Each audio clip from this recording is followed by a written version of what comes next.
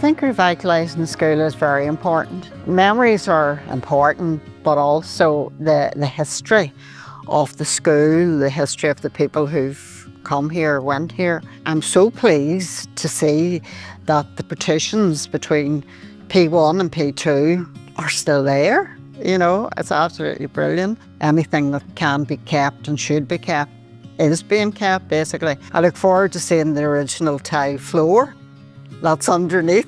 Whenever I seen the first drone photos from the back door sort of through, it was a tearjerker too. So yes, very, very important that it's all bricks, mortar and emotions is all going somewhere good.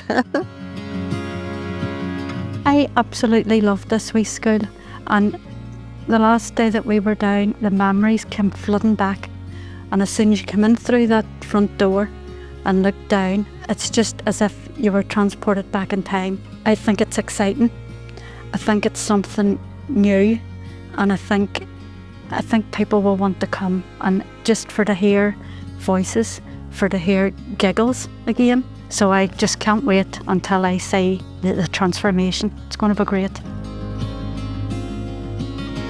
I think this building, as a listed building, has provided so many good memories for people. To bring the building back into use, and especially for childcare, it's just a great connection to its past, and it will bring such a good sense of community back to the area. It will be great to help to rebuild connections to the schools and build a community. It has suffered badly through neglect, and it's great to see the investment being put into the school and new life being brought back.